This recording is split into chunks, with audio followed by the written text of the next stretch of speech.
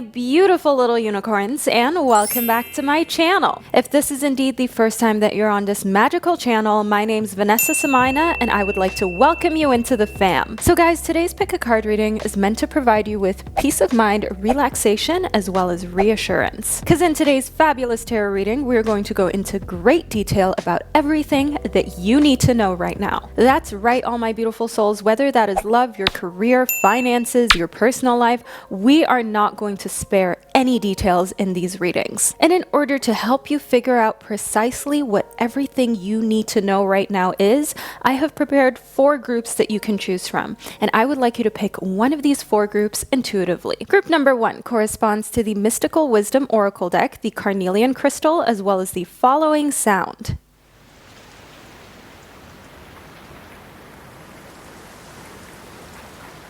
Group number 2 corresponds to the Tazama African Tarot deck, as well as the Amber, and the following sound.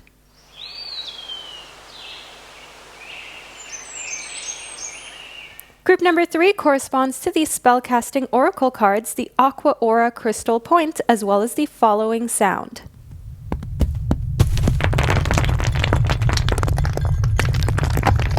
And group number 4 corresponds to the Tattoo Tarot deck, the Citrine crystal, as well as the following sound.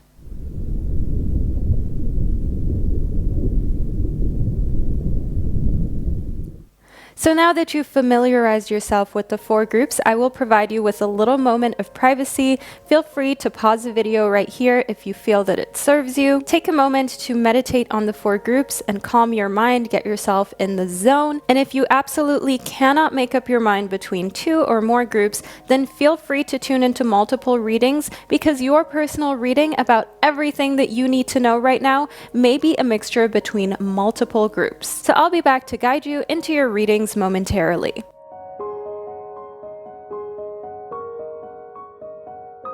All right, so by now you've hopefully been able to select one of these 4 groups. I will be getting into the readings right now without losing any time.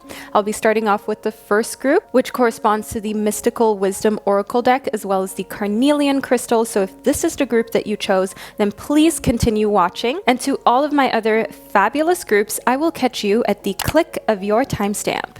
Hello, all my lovely souls within group number 1. You chose the Mystical Wisdom Oracle deck in order to help figure out exactly what you need to know right now, as well as the Carnelian crystal, of course. Let's do a little close-up of the crystal of your choice so you can get acquainted with its energy and vibration. Now, you may have chosen the Carnelian because of its deep blood red color, but maybe also because you felt drawn to its energizing vibrations and the fact that it brings a lot of extra passion into one's life. If you're looking for a great place to get carnelian crystals from, bigger ones, palm stones that you can use for meditations, massages, put on your bedside table, then follow the link below in the description box. You can find high quality polished carnelian crystals on my website. But let's move into your reading so we can get into absolutely everything that you need to know right now. So first off, what you need to know is that good fortune is something that you can invite in, and that is completely accessible to you. Having this card right at the beginning of your reading, group number 1, definitely shows here that life is looking up, and overall you are inviting magic in. Good fortune is meant to be and is meant to come towards you within the next weeks and months. So congratulations, group number 1. Who doesn't like to hear that the odds are tilted within their favor for the next little bit, and also that they're able to invite magic in the sense of good fortune into their life. Next up, we've got leadership. So you must take the lead on inviting good fortune in as well. So the more that you'd like to focus on good luck and good fortune within your life, the more you kind of need to set goals and also potentially create things such as vision and goal boards. Journaling is another great way.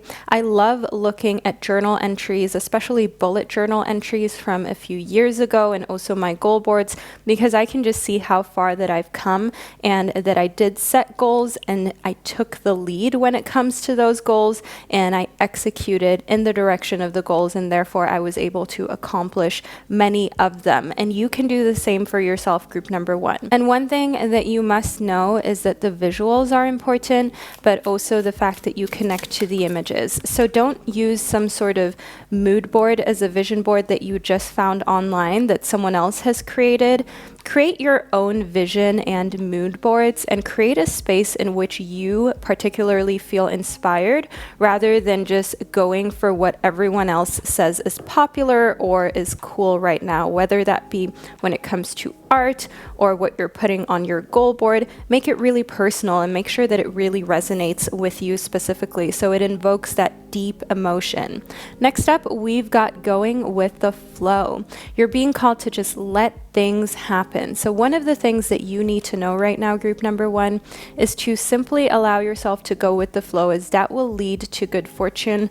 And where you need to set goals and kind of still go with the flow, but at the same time take the initiative and be ambitious, is when setting your goals. So basically, step 1 is setting those goals. Step 2 is going with the flow. And step 3 would be inviting that good fortune into your life, because you've set your goals, you trust in your abilities, and you're simply allowing for things to happen. So your reading is really positive right off the bat, all my beautiful souls of group 1.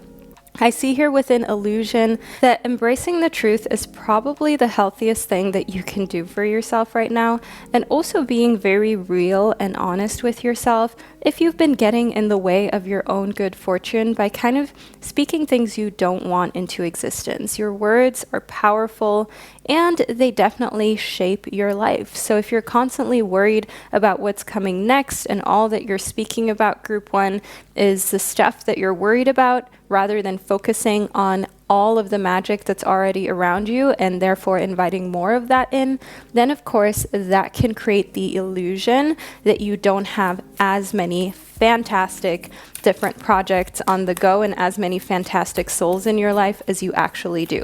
So be really real with yourself in moments where you feel down or depressed. And it is, of course, important for you to also give yourself time to be sad, but to at some point get back up. And with at some point, I mean very quickly be able to recuperate, regain your strength, and find it in you to focus on the things that are going amazingly well for you. Next up, we've got the Emperor. So in the Emperor, which is of the Major Arcana card, we have a card that is connected to the sign of Aries. This is a card of leadership as well as logic, and furthermore, we already had leadership within your reading, right? And with this type of Aries energy behind the Emperor, I can see that enthusiasm, ambition, as well as a lot of energy is going behind your project at this point in time, group number 1. So ensure that you're not spreading yourself too thin, and also that you take as many projects on as you can that will display your leadership qualities, because right now you are in a space where you can prove to others that you can lead a team, that you're the type of person who should be the CEO or the manager, that you can completely take charge of a business, but also a personal relationship. And you can not only do so confidently, but by ensuring that you're planning ahead. That is one of the big traits of the Emperor, planning ahead. So do know here that within the Emperor, this brings a lot of structure and regulation into your life, which I see coming next. But let's figure out a few more details about this, shall we? We've got the High Priestess next. Wow. Okay, so the High Priestess is a very interesting one as it connects to the moon. The High Priestess is a card of reflection and also feminine cycles. And when it comes to taking charge, I see that you are taking charge of maybe a group of women, right? A group of people who are very much in tune with their feminine side. It doesn't have to be women, but just overall, you're bringing a lot of phallic energy to a feminine situation and a lot of leadership energy to a situation in which a lot of people are maybe just dreaming or still speaking about what's supposed to happen. Because the High Priestess is definitely a card of non-action. It's definitely a card of potential, which is great in itself, but I can see here that what you need to know is that the taking action part is where your responsibility lies. Great ideas without action and without discipline are just that, great ideas, right? They'll never come to life. And I can see here that you are meant to be at the forefront, you're meant to lead people and also to give the people the confidence that they need in order to take action themselves as well. Let's move further into your reading. We've got the Five of Wands. Now the Five of Wands corresponds to the element of fire, as the suit of wands is the suit of fire, and the number 5 is a number of competition, but also kind of disagreements and hassles. So not everybody may agree with you making your way to the top, right? And becoming the boss, the CEO, maybe starting your own business and doing amazingly well, being in a leadership role. There will be people who are jealous. There will be people who do not want to see you win. But it's important for you to remember that no matter what you do, when you're doing something great, when you're doing something that sparks emotion in other people, there will always be someone who has something to say. Let's move further into your reading. Next up, we have got the Six of Cups. Now, the Six of Cups shows me here that you're someone who always has a very good motive behind what they're doing. You're not the type of person who wants to be in a leadership role because you want the authority so you can abuse your power. No, not at all. You want to make sure that you're doing the best for the establishment and everyone who is part of the business and part of what's going on here. So I can see within the Six of Cups that you are the type of person who has a certain amount of innocence, and a lot of people just don't understand that that's who you naturally are. There's no ulterior motive. When you want to lead, when you want to be the head of something, you're not just doing it for money or public recognition. You actually want to accomplish something with longevity that doesn't only help you in the long run, but is for the good of the community. Now, the Nine of Cups shows me here that, well, this is the wish card, just so you know. This is one of the most fabulous cards in the minor arcana in tarot. So the Nine of Cups is known as the wish card. It is also a card that speaks of satisfaction and also sensual pleasure. So in the end, you're going to be triumphant and victorious. It doesn't matter whether other people are jealous or they don't want you to win or they disagree with how you're leading. It's not really going to make a difference in the end. Next up, we have got the World card. Now, the World card is another wildly favorable card. Group number 1. Your reading is really going amazingly well. Everything that you need to know here within the World card, which, by the way, connects to the planet of Saturn, is that ultimate fulfillment is meant to be yours, okay? This is a card of accomplishment. This is a card of being involved in every aspect of a business and of a making of, and that actually turning out to be the best thing that you could have ever done for yourself and everyone around you. This is also a card of integrating both, naysayers as well as supporters and learning to live with these situations and the fact that not everybody is going to see you for who you are, but a lot of people will. So focus on the people who really see you for the amazing human being that you are, group number 1.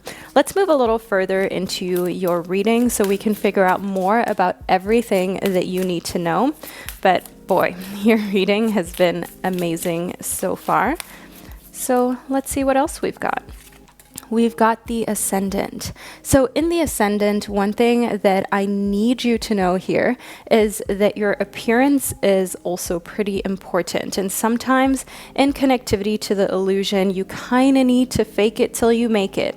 While we do live in a world that is becoming more and more accepting of people who look different on the outside. At the same time, we also need to keep in mind here that having a certain look can truly help. Like if you're going for a meeting with people who are very traditional or with a very traditional type of business mindset, like bankers, for example, you want to make sure that you look put together, that you fit in with that illusion. Embracing the truth is great, but it is not always going to get you what you want, right? If you, for example, want a business loan, you would want to show up put together. You don't have to wear a suit, but at least be put together, right? If you're looking to date someone and you would like to make an amazing first impression, and as much as we like to be open-minded on this channel, being human definitely does come with some preconceived notions. As much as you try to get rid of that, first impressions do matter, then you're of course going to make sure that you appear on time if you go on a date, or if you're meeting with a friend or a family member, you're going to want to appear to be put together, to be clean, right? And sometimes it's fake it till you make it, especially if you're going through a tough time. But in many instances, you also just have different parts of yourself, a part of yourself that is maybe more fun, a part of yourself that's more flirtatious, that's maybe more sensual. And it's just about learning to embrace each part of yourself without it feeling inauthentic. And sometimes to start, it can be a little cringy, it can be a little hard, group number one, but that's okay, because that is just what comes with trying out something new, or maybe going into your wardrobe and wearing something that you maybe never had the confidence to wear in the past. Next up, we've got Ceres, which is all about nurturing these parts of yourself, the different versions of you, right? Not just the version of you that is a leader, but also the part of you that is innocent, that has this childlike purity. That's what we've got here in the Six of Cups. A childlike innocence and purity mix in with now leadership qualities and boss qualities, but it's important for you to not forget about some sides of yourself that have nothing to do with who you have become at this point in your life, maybe as a young adult, or maybe you're already a little later down your path in life, but remembering where it started and traits that were given to you at birth that are still here today. Next up, we've got the conjunction. So in the conjunction, which is usually 0 degrees, well, it is 0 degrees, we speak of a very powerful emphasis, right? A strength in a sign. And I can see here that some of the conjunctions within your birth chart are very meaningful to helping you become an amazing leader. Furthermore, the conjunction also speaks of an alliance, of a very strong bond. And I see here within Dignified that this comes from a place of having a lot of integrity. So you're someone with a lot of integrity who needs to work with other people who appreciate that. So one thing that I do see here is that sometimes you can have a completely different perspective and perception of who you are versus how others see you, because we've got it in leadership, we've got it in the Emperor, the High Priestess. People feel intimidated by you in some settings, group number one. I just have to be honest and upfront with you. But you kind of don't see that because we did have, you know, the Six of Cups, a childlike type of wonderment, sense of wonderment and innocence, and also a part of you, of course, that needs to be nurtured, where child healing has to be done, that comes with a little bit of uncertainty as well. But bear in mind here that you do have a very strong presence when you enter a room, and some people may feel a little shook, okay? Some people may be a little bit intimidated by you, and that is one thing to take note of if you're dealing with people who are kind of introverts, or maybe more on the very sensitive side, especially while dating and family members. Sometimes you don't realize this, but when people are very quiet, they're sometimes intimidated, and you can then try to go in more and figure out what they're thinking of and kind of ask them what's going on, but that is often something that drives them into a little corner even more and makes them even more kind of afraid to speak up, if that makes sense, group number one. But you guys always get what I mean. So I'm not worried about you understanding. I think we both know where I'm trying to go with that. So within the Mystic, which actually moves beautifully with the High Priestess because, as already mentioned, the High Priestess is a symbol of your unconscious awareness. I can see here that there is a lot of strength that lies within that. And because it's unconscious, it's something that you're not aware of. And that's probably also something that adds to this energy field that you carry around you, that you bring everywhere with you, that can intimidate some. And in the Mystic, furthermore, you're definitely also a little mysterious to some people. Some people find you hard to read, and it is so essential that you let others know what you're going through and what you're feeling in order to avoid any types of confusion as much as possible. Next up, we've got the Queen. Now, the Queen usually has a very tender-hearted type of nature, and in the Queen here, we also have the symbol of the snake as well as this opening lotus flower. I think we've got a ruby or a carnelian here, which goes beautifully with the stone of your choice, and carnelian is definitely part of everything you need to know in the sense of this being a stone that connects amazingly well with you. So do know here that the snake is a symbol of rebirth. It is definitely also one that shows transformation. We've got the moon in the background, so transforming what was once subconsciously your intuition to now being at the forefront and actually being a skill and a tool that you can use in order to help guide and lead the path in your life. That is one thing that I can see that you should practice and strive for and spend a little bit of time doing. Honing your intuitive skills, maybe even using tarot cards. I have a How to Become a Great Tarot Reader course on my website on bowlife.com. I'm actually just about to relaunch the updated and improved version, but once you've got access to the course, it's lifetime access. So even if the updated version that I will put live in a couple weeks is more expensive than the version at the moment of this video being published, it doesn't matter. You don't need to pay any more. Whatever you paid gives you lifetime access, even to the latest version of my How to Become a Great Tarot Reader course, because that is where I want to teach you not only about cards, but also about your intuition and how you can use these different assets and attributes in order to create the most favorable path in life as you possibly can for yourself. So next up, we've got the Emperor again, group number 1. Can you believe this? We've had the Emperor in this tarot deck, which is actually the Disney tarot deck. We had leadership as well, and we've got it now again in the Mystic Mondays tarot deck. And there are 78 cards in each deck, so this is no coincidence. The Emperor, we already spoke about it quite a bit, but I also want you to know here that the Emperor brings this kind of fatherly energy with it, and the Emperor also speaks of father healing. So if you've had a difficult relationship with a fatherly figure, some type of person who is in a higher rank or in a position of power and has a lot of masculine energy, there is a lot of healing that can be done, because I do see here with an illusion that a lot of the facade that they have built around who they are, which may have a lot to do with toxic masculinity. Maybe you had fatherly figures in your life who never showed emotions, who never praised you, who never told you that they loved you.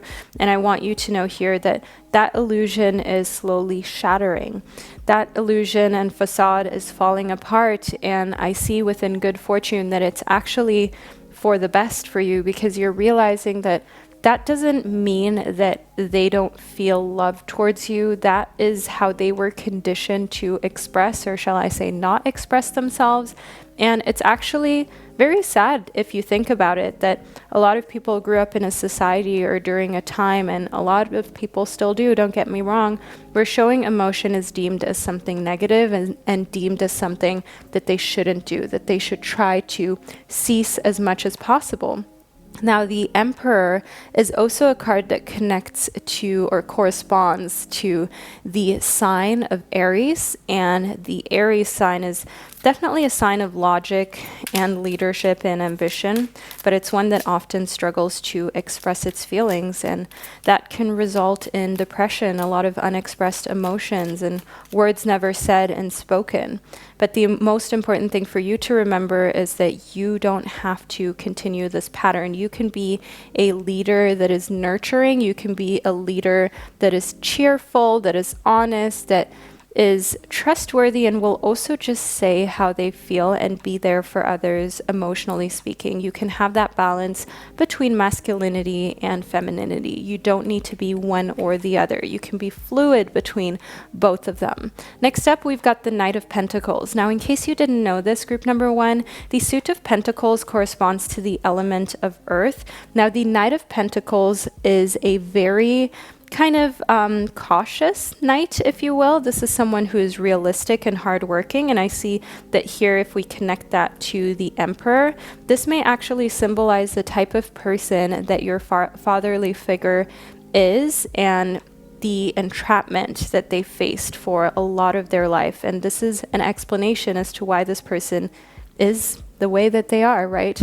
So within them being most likely an earth sign, so a Capricorn, Taurus, or Virgo, they're definitely someone who is very thorough when it comes to their work, but also finds it hard to express what they're going through in life. And connecting that to the Emperor, it is just definitely a little recipe for toxic masculinity, and to get this person to open up can be very hard, and sometimes it's best for you to not bother, but to see little glimpses of them connecting to their emotions as them actually trying to display and show love and be appreciative of it. Because at the end of the day, if you hope that you will change someone, whether they are like a boss or a father to you, wishing and hoping for change in them and allowing the fact that they're maybe not changing to affect you negatively doesn't do anything for you, right? So the best thing that you can do is remove your emotions from being connected to their actions, because you can't control their actions, but you can steer your own emotions. Next up, we've got the Sun card. So the Sun in the major arcana is a card of enlightenment as well as vitality, and it does show here a lot of greatness as well. And that is where I can see that you can learn a lot from people who came before you, who were leaders before you. Take the stuff that you love and leave behind all of maybe the cold and calculated moves that you don't find necessary in your pursuit to success. Furthermore, I do also see here that when it comes to a romantic partner, you are definitely attracting someone who is more on the masculine side, and you're attracting someone who is bringing more leadership energy into your life, which can cause a little bit of a clash, honestly, but it's important for you to remind yourself that when two people come together who are very strong in their opinions and their ambition, being understanding as well as making space for each other's wants and needs and interests is the best thing that you can do for any relationship. Furthermore, we've got the Tower. Now, the Tower connects to the planet of Mars, and this is a card that is filled with energy as well as assertion. So something is going to fall apart, and as already mentioned, you're taking the lead, so you are kind of winning compared to your competition. You're putting yourself in a position of power, and everything around you that doesn't comply with that is kind of falling apart. Okay, so coworkers are falling back, and whatever they have tried to build is not going to be successful because you are winning the race here. Group number one, that's one thing that I can see within your reading. Now, the Tower does definitely also show that a lot of things may end up in shambles that you may have to pick up, and you're kind of bruising someone's ego and someone's masculinity, if you will, because you're showing them that you don't have to be that typical masculine person that doesn't care about emotions or anyone but themselves, that you can be a mixture between femininity and masculinity, still be a go-getter and still be an excellent boss. So that's shattering a lot of people's perceptions of you and of who you are supposed to represent, right? The type of person that you look like, because you are not acting the way that they expect someone like you to act. You get the point, group number 1. So furthermore, within the 7 of Cups, you're a very intelligent person because you know that you have the choice and you made the choice to pick options that suit the situations best. So picking options emotionally that suit situations best is, for example, if you're in a boardroom full of very conservative people, you're not going to show emotions if someone is kind of like being a little bit petty towards you or kind of not being professional towards you. You're not going to do the same back or put them in their place in a way that will make everyone just say, see, this person is really emotional. This person just doesn't know how to control their feelings. No, you are going to act accordingly in a way that is professional and in a way that's going to get you exactly what you desire and what you want out of the situation. So you are always capable of choosing the version of yourself that suits the situation best and will generate the outcome that you desire. Furthermore, we've got the 6 of Pentacles for you. Now, the number 6 is definitely also a number of resources and sharing resources. And in the 6 of Pentacles, I do see here that there's this big thing between the haves and the have-nots. And you're trying to balance that out because I do see here within the Sun that one thing you need to know is that you're very fortunate when it comes to the earthly realms, when it comes to your possessions, your health, and just things materially.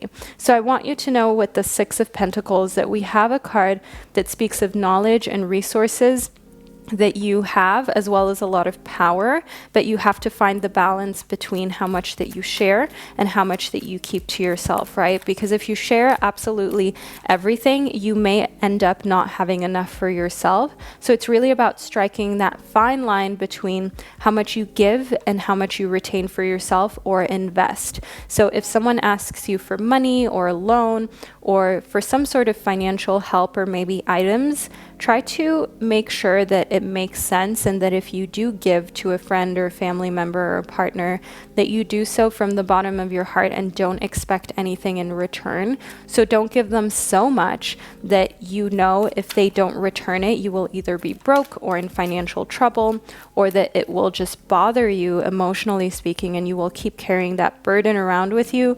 No, this is all about freeing yourself from any of those types of connections and entanglements, but still being able to give and be philanthropic in a way that actually makes you feel good. Next up, we've got the 6 of Cups. So the number 6 is an important one here. It showed up twice, just right after one another. So the 6 of Cups shows me that you are definitely someone who has a lot of goodwill. You're a very tolerant type of person, and you're the type of person who connects amazingly well with others, who have that childlike sense of wonderment that we spoke about the first time within the 6 of Cups as it showed up in the major arcana for you.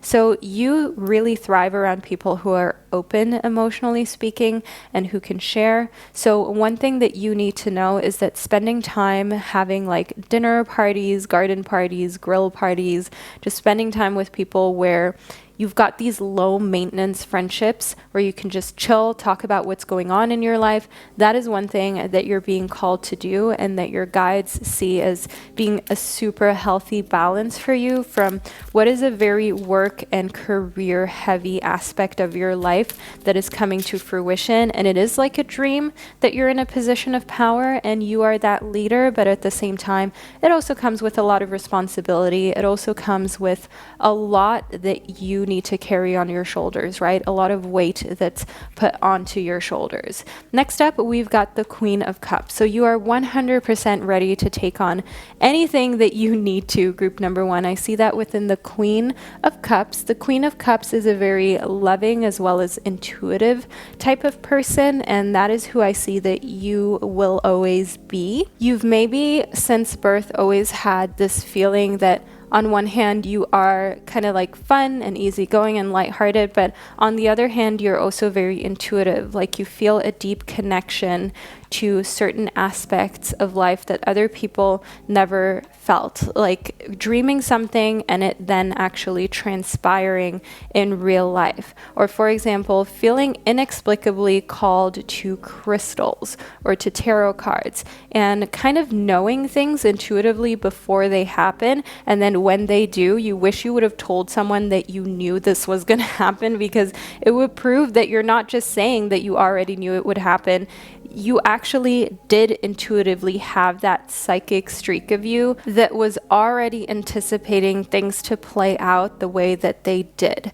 A great way for you to just take note of these things is to write them down, or to tell someone who you trust what you predict is going to happen ahead of time. So it also gives you the credibility that you need in order to confidently trust your psychic abilities, group number 1, because especially when you're not quite sure if it's a coincidence or your intuition, or you do have some sort of clairsentient or clairvoyant ability to some degree, it can be really, really helpful if you take note of all of the times when you could have predicted anything else, but you predicted something very specific and it happened, and just seeing how maybe the number of times that you got it right by far outweighs the number of times that you were maybe led astray. That is an indication to the fact that you do have a deep inner knowing that you can't quite describe, but you know is there and you know you can trust it. So all of my beautiful souls of group number 1, this is the reading that you were meant to receive of absolutely everything that you need to know. I hope that you enjoyed this. Leave a lion emoji below in the comment section to let me and others know that you made it all the way to the end. I hope that you like this very in-depth reading. Furthermore, don't forget to check out bowlife.com for my tarot decks, my journals, my crystals, crystal jewelry, crystal water, anything that you need when it comes to all things healing and relaxation. So group 1, thank you for being here and for spending this divine time and space with me, and I'll catch you during one of my upcoming predictions. Hello group number 2, and welcome to your reading about everything that you need to know right now. So you chose the Tazama African Tarot as well as the Amber. Now the Amber is not actually traditionally a crystal or a mineral. In case you didn't know, the amber isn't just stunning, beautiful, and unique, but it is a piece of fossilized tree resin. You may have seen some amber before that has these inclusions of insects that are fossilized within the amber. And amber overall brings you a very grounding type of energy, which may be why you felt drawn to it, but maybe you were just also drawn to its appearance. Either way, let's get into your reading to figure out everything that you must know right now, group number 2. So first up, we've got the 6 of Wands.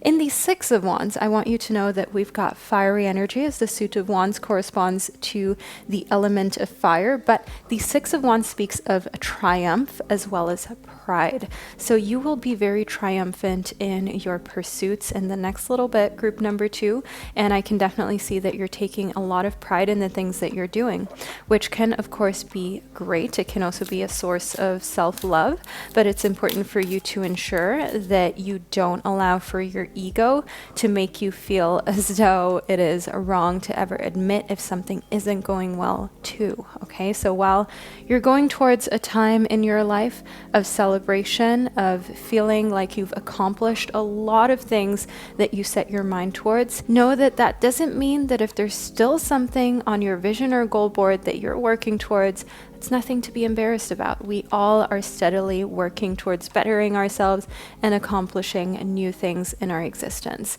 Next up, we've got the 7 of Cups. The 7 of Cups shows that you've got lots of different choices, and I can see that you had a big choice as to what you wanted to be triumphant in. And the Wands shows me that it was important for you to do something that you were passionate about, to ensure that you're spending time in areas of your life that you feel really inspire you and others. That's a choice that you made here in the 7 of Cups. And I do also see that furthermore, you are being called to continue to choose whatever you feel builds character and excitement in your life. So not necessarily taking the easy route, and that is something that I see you doing often, taking a route that isn't very easy, but the route is fulfilling. And when success does hit you, it feels like the best thing in the world. Next up, we've got the Page of Pentacles. Now, the Page of Pentacles actually shows that if you remain practical, your life can be very prosperous. But the practicality aspect, that's what's important. Not letting success get to your head and not feeling as though because you've made a little bit of money in an area that you now need to spend it frivolously.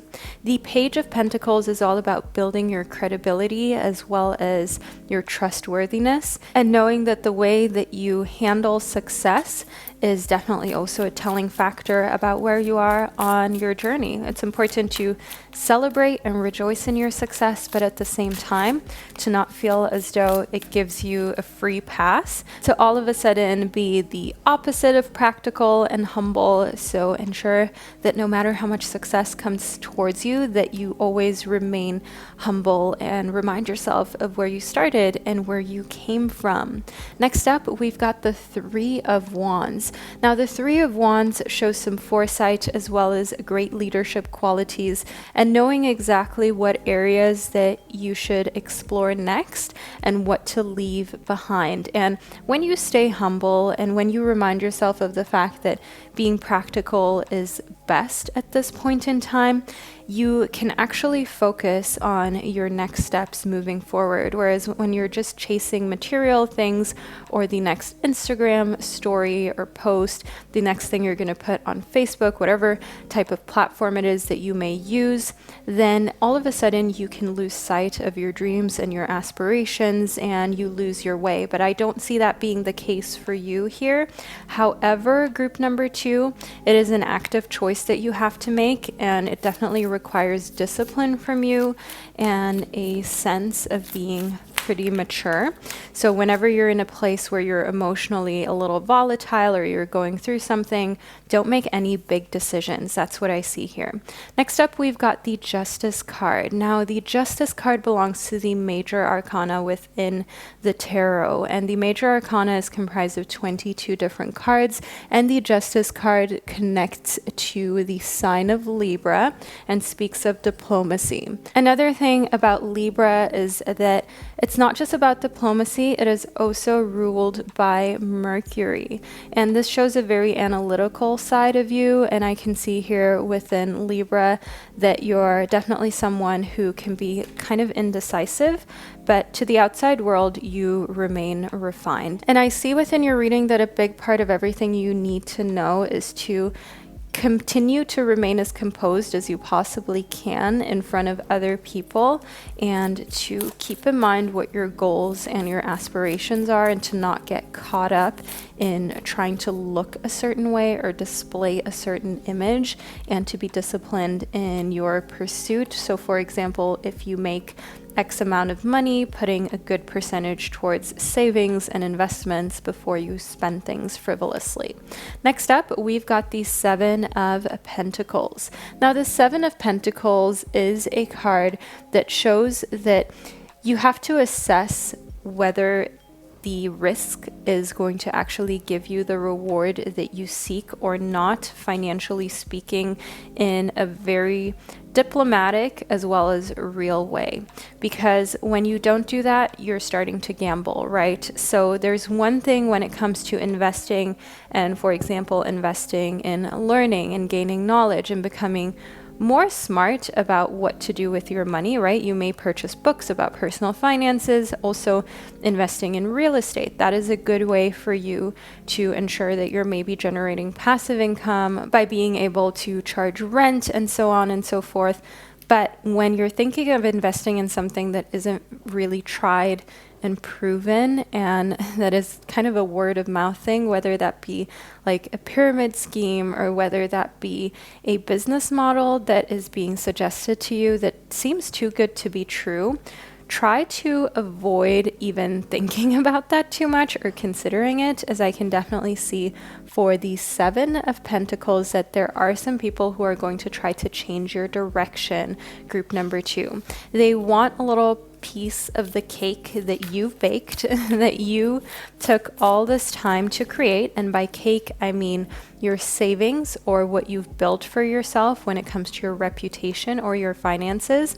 And they would like to use that because they've already used all of their resources. I see in the Page of Pentacles that we have someone who has this like earth sign type of energy, and they're trying to show you the way when it comes to business, but they themselves have never been successful at it.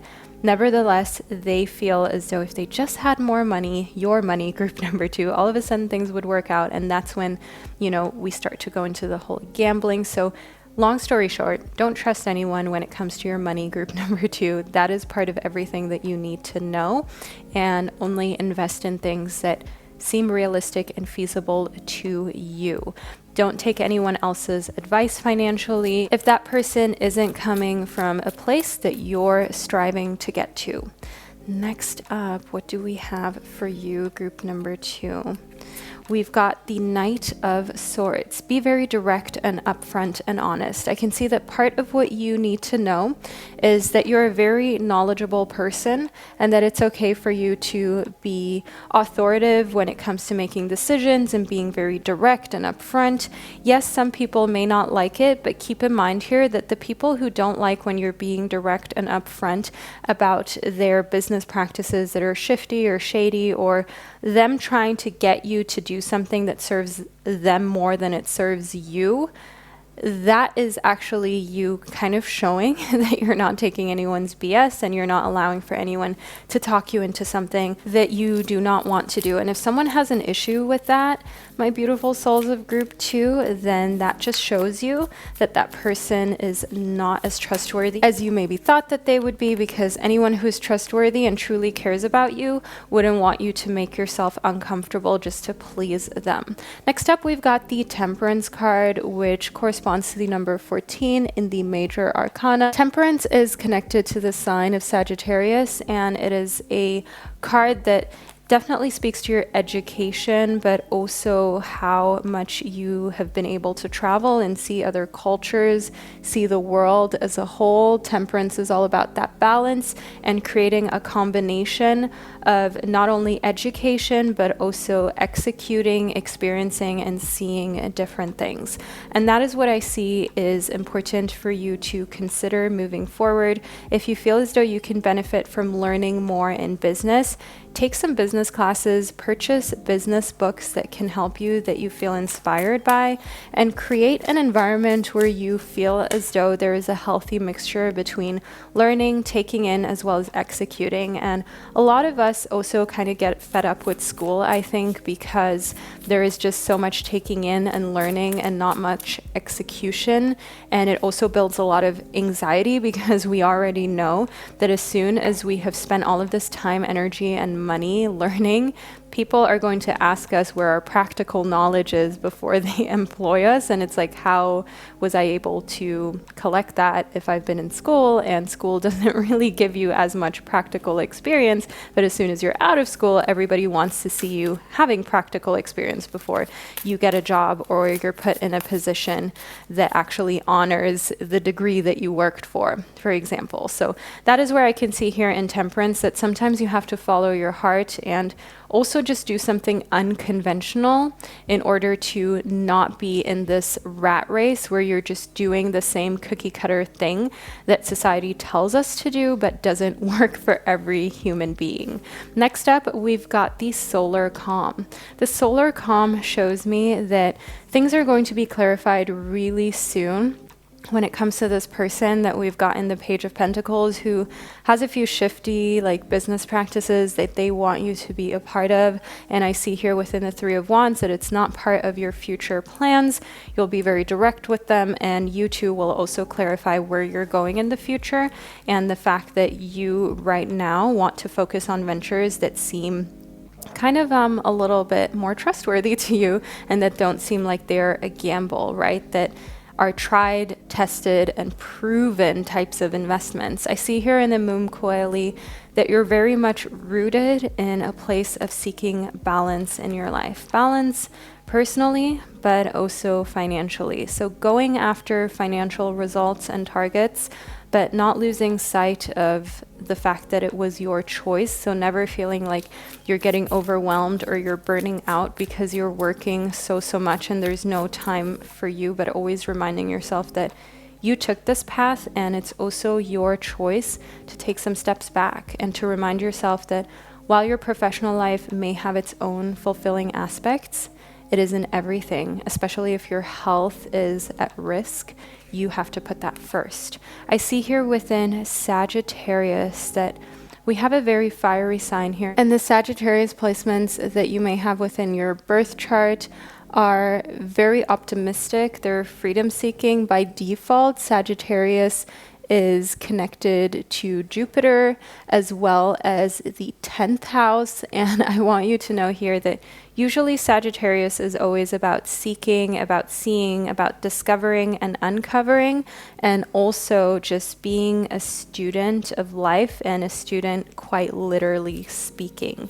So remind yourself here that studying and constantly learning, that will always be a part of your life, and it's simply just about you finding a balance. So within Sagittarius, we have very passionate and enthusiastic type of energy. Also, I'd like you to know that the default sign for the 9th house is Sagittarius as well. And Sagittarius connects to the planet Jupiter, which is all about seeking, all about your endless optimism, as well as being unafraid to seek more freedom in your life. Let's move further into your reading though. So we've got the 8th house. I mentioned how the 9th house was the default house for Sagittarius, but now having the 8th house show up for us, which is actually by default the house of Scorpio, we've got a type of death transformative stage that's coming towards you, and this is something that you need to know. So while Sagittarius is all about optimism, seeking, we've also got the 8th house, which is all about the mystery of transformation as well as rebirth. So I can see here that you're maybe kind of subconsciously seeking out a deeper transformation, a deep epiphany, a deep moment of enlightenment, and maybe you've even considered traveling somewhere to try plant medicine, trying different rituals, just overall putting yourself in a situation where enlightenment is said to be more probable to come your way. I can definitely see here that growth is something that you almost can't get enough of, and you can't get enough of quickly enough, so to say, group number 2. So it's important for you to make sure that you're not rushing anything or not hastily getting into anything. That's what I see is really important for you. And now the first house by default is the house of Aries. This is all about your persona, your personal identity, as well as your physical body. And I see here within the 8th house that an important thing that you need to know is to seek answers when it comes to your body and your physical health on your own if need be. Because sometimes not all medical professionals or practitioners will vibe with us, and while we're trying to seek out professional help that really works for us, we also need to do some research ourselves as well as listen to our bodies, right? If you go, for example, to a doctor that tells you that you have absolutely no digestive issues because they haven't found anything, but every single day you're experiencing undeniable levels of pain and discomfort and cramps, it doesn't really matter whether that person found something or not. Fact of the matter is, you can feel it. You can tell that there's something in your life going on with your body that isn't working for you, right? And it is best for you to then take matters into your own hands of changing what practitioner that you go to. Also, maybe assessing if there's anything that you notice in your life that has changed that could have brought this on. So that is where I see a lot of initiation in the first house and making the right choices for you, combining taking initiative with, of course, also the appropriate professional advice from people who know exactly what they're doing and who can help you on your journey to longevity and health. Next up, we've got the 9th house. And now the 9th house is actually the default house of Sagittarius, as we spoke about. So for this house to show up here with Sagittarius definitely shows a very expansive energy and an energy of exploration. And I see that one thing that you need to know here is that you will pursue a higher education, as well as a lot of traveling around the globe, long distance type of travel and spirituality, and just going into depth of not only enlightenment but also other traditions and ways that people experience spirituality.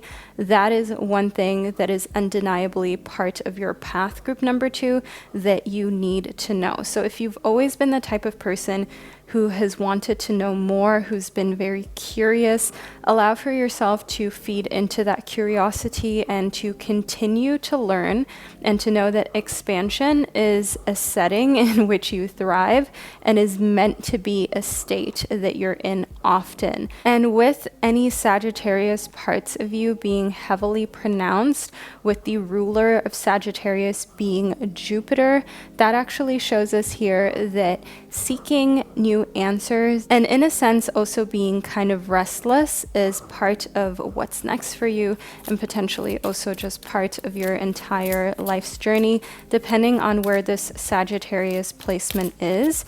But I do see here that a lot of it stems from the 9th house within the birth chart. So next up, we've got the Queen of Wands. Now, the Queen of Wands is an interesting character who is attractive and also very self-confident. So I can see that an important thing for you to know is that your self-confidence is what makes you attractive, and that is one thing that a lot of people really love in you. Now, you may think to yourself that you're not that confident, but to the outside world, other people see you as someone who is pretty self-assured and knows what they're doing. You're also a kind of very cheerful type of person. You're someone who is charming, and I see within the Queen of Wands that that is your greatest asset. Your personality is actually the most amazing part of you. So while you may still be good looking, your looks aren't your only or main asset. Next up, we've got the Hermit, group 2. Now, in the Hermit, we've got these Virgo vibes, right? Because the Hermit actually connects to Virgo. And Virgo is a sign that is very much in its head a lot, so to say. And Virgo is a sign of service that likes to help others, that likes to put others first. And one thing that you need to know here, group number 2, is that it's okay to put yourself first as well.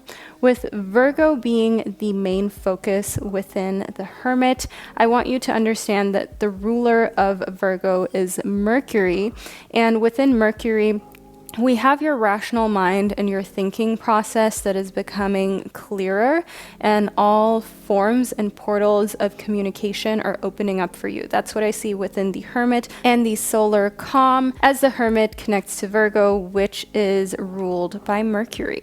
So do know here that, again, transportation is also very important, how you get from point A to B, and that can really either make or break your day. So if you're the type of person who absolutely cannot stand traffic, like you get road rage or you get very anxious and nervous, then try to avoid it at all costs. Try to travel during different hours, because if you have an important meeting, then something that you must know, group number 2, is that that will mess up your focus, your concentration, and your vibe. So it's better for you to schedule meetings in a way how you do not need to take transportation that makes you uncomfortable. The same goes for exploring another country or another place. If you absolutely cannot stand traveling on a bus, or you cannot stand traveling on the train, try to make adjustments if possible. It's not always financially possible for everybody, but maybe you can plan ahead or plan your trip in a way how you have a budget to make sure that transportation in itself is sorted in a way that you look forward to your travel, rather than you feeling anxious and already feeling stressed out. Because I see that the way that you get to a room the way that you arrive at a place physically and geographically has a huge impact on how you perform. So even if you're traveling to a job interview, for example, make sure that you travel in style and in comfort, whatever that looks like for you, as it has such a grand impact on how you end up performing, how you introduce yourself, and what type of impression that you make. Group number 2. Let's move further into your reading though, shall we? So we've got the temple as well as the mask. In the mask and the temple, I want you to see here that a ritual, like for example, a facial, just overall allowing for your face and your quote unquote mask to relax and just to be able to be itself is really important. So group 2, if in a day-to-day setting you're the type of person who always tries to smile and always tries to avoid having a resting bee face, because everyone knows that, you know, society makes a relaxed expression, especially of females in our society, to be something negative. Sometimes just having a safe space where you can let your face fully relax, not have to force a smile or force this politeness that for some reason has been pushed upon you, it can be so restorative. And that's what I see here within the temple and the mask, that an important piece of information that you need to know and receive right now is to make time in such a temple, in such a space. Maybe even talk to a friend or family member about doing this sort of ritual where you just spend a couple hours just being 100% however you want to be, and you tell one another not to take anything personally. So if you're not smiling or you don't look happy, that doesn't mean that you're sad. That is just you being relaxed. That is just you taking the mask off and simply allowing for energy to flow back in. Because when you're constantly putting on a front or a face, it can completely drain you of so much of your life force. And it's important to get away from that sometimes, well, as often as you can, and to ensure that you can simply relax and be yourself without worrying about how you appear to other people. Next up, we've got the sustainer. So group number 2 in the sustainer, I can see that aspect of you that is just simply however it wants to be. Whether people like the facial expression or they do not, I see within the sustainer that it's so important for you to protect that part of yourself at all costs. The parts of yourself that people try to diminish, that they try to get rid of, that they try to tell you to change. I see within the sustainer that those are the invaluable parts of your personality, who you truly are, and the things that make you you. So that is part of everything that you need to know, that it is so important for you to keep your uniqueness and never feel pressured to get rid of it just in order to fit in.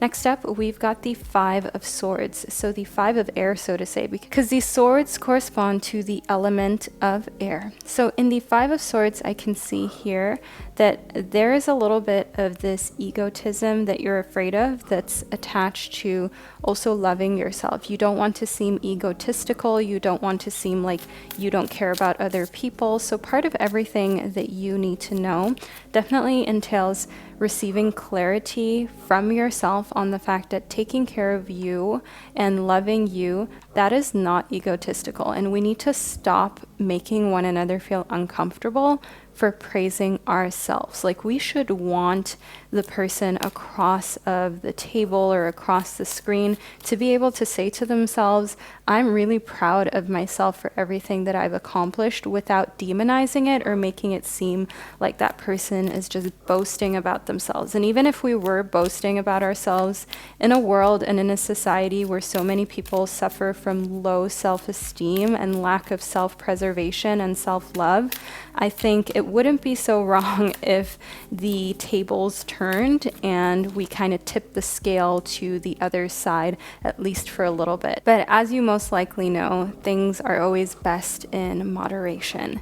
Next up, we've got the moon. And now group number 2, the moon is actually the celestial body that rules Cancer, and it speaks of emotions as well as feelings. That's what the moon rules for you. And by default, the moon is actually within the 4th house, with its default sign being Cancer. And Cancer is all about feeling, it's all about being a homemaker, your emotional status, and whether you have Cancer within your moon or your moon sign is completely different. I definitely want you to know here within the moon that whatever placement you've got there, you put on a mask for a lot of the time that you're existing on this planet. So maybe in your work, if your moon sign is a fire sign, for example, you're constantly energetic and coming up with fresh ideas, but maybe you're hiding your emotions more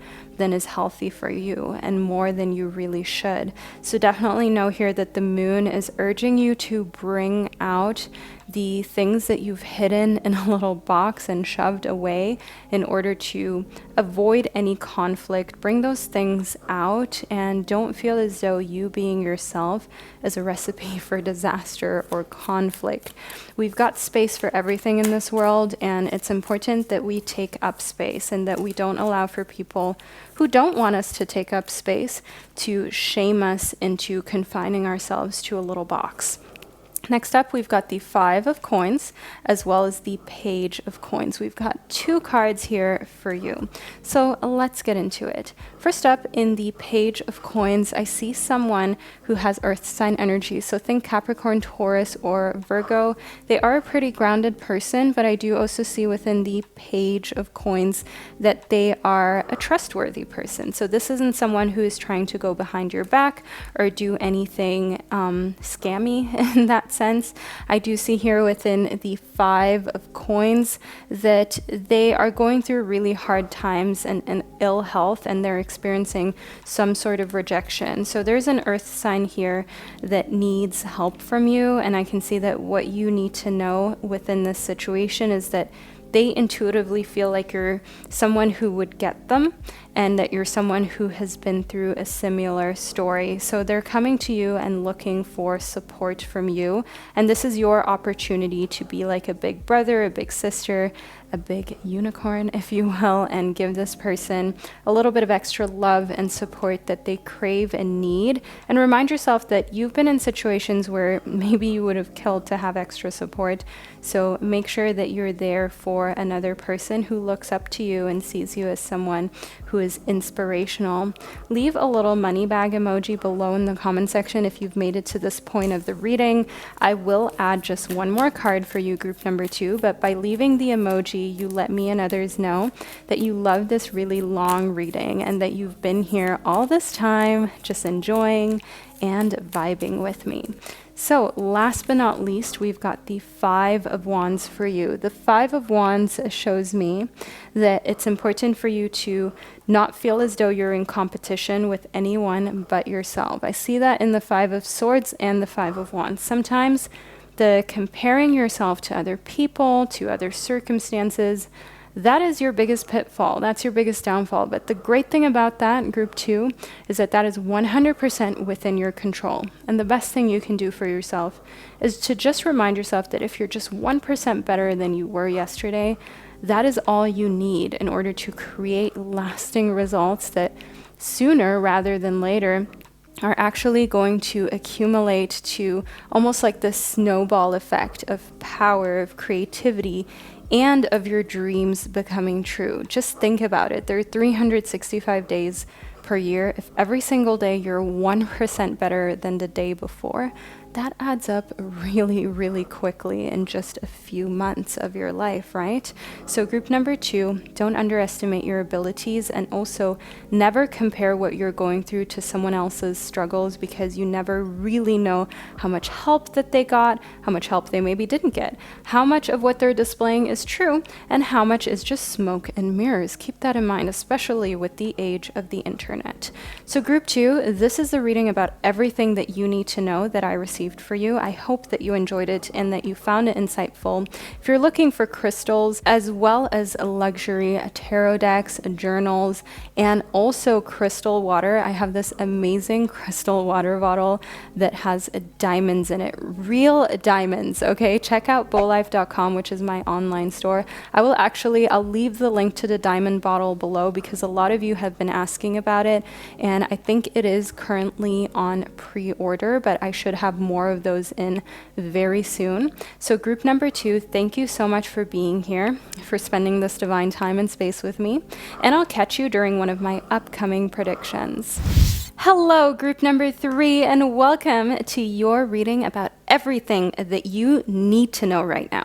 You chose the Spellcasting Oracle deck in conjunction to the Aqua Aura Crystal Point, and you guys have been loving these beautiful new crystal points that just arrived in my online store the other day. We're actually almost out of this stone already because it is super rare. So if you intuitively feel drawn to this stone, then make sure that you check it out, because this is definitely a super beautiful, eye-catching stone that looks good on any altar and any part of your living space or home. So the Aqua Aura Quartz is a crystal that helps bring you closer to your emotions, but also helps you attract more abundance. So let's get into absolutely everything that you need to know, group number 3. So first up, we've got transformation. Then, we've got lighten your load, as well as dreams. So group number 3, right off the bat, we've got some really clear messages of transformation being possible when you lighten your load and you focus on your dreams first. And by lightening your load, I mean not biting off more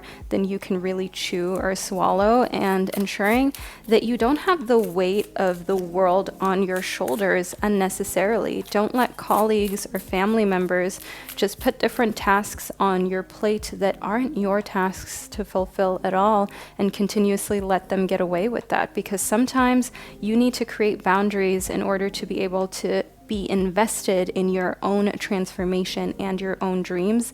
And you don't want to lead a life where at the end of your lifetime you think to yourself that you spent your whole life pleasing others and you never invested any time and energy in pleasing yourself, group number 3. Next up, we've got the sun. Now the sun is very interesting, as it is actually the ruler of Leo, and I do want you to know here within the sun that we've also got a very powerful energy of creativity, and this is actually the number 1 sign of willpower, of vitality, but also purpose. So I can see that your sun sign is very important when it comes to your dreams and your personal transformation, and your sun sign can teach you how to lighten your load. So for example, if you are a Leo sun, use your leadership qualities and energy in order to go after your dreams. If you're, for example, a Virgo sun, then you're very detail oriented, and that is what you can use in order to lighten your load, make a better itinerary and schedule for yourself, and then be able to focus on your dreams. If you are a Pisces, for example, in your sun sign, be very caring towards yourself and focus on the fact that you have to indulge in maybe more self-care than others in order to be able to follow your dreams healthily. Do you see how that works, group number 3? So it is a very individual type of thing depending on what type of sign you've got within your sun. But I think you get the idea of what to pay attention to in order to ensure that you can follow your dreams successfully and transform your life in a way that suits you best. Next up, we've got Taurus. Now, Taurus is an earth sign. It is a very practical and grounded sign, and Taurus is ruled by Venus. Taurus is all about what you have and things in the earthly realms, and is definitely also a sign that tends to be very musical and practical.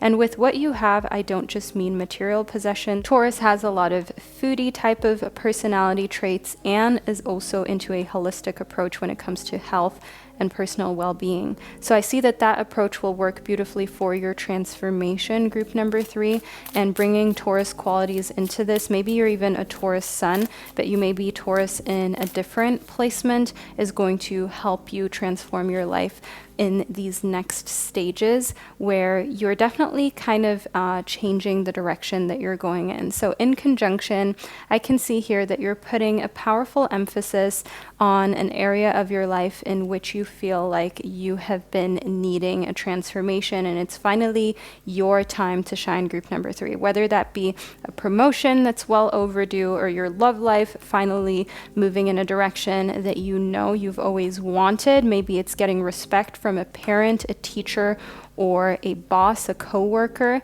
I can definitely see here that you're combining your most powerful traits together with one another and using those in order to ensure that you're actually getting to the places you need to go next in order to feel proud of yourself. I see within peace that on an internal level, you are at peace with the accomplishments you have so far, which is really great, group number 3.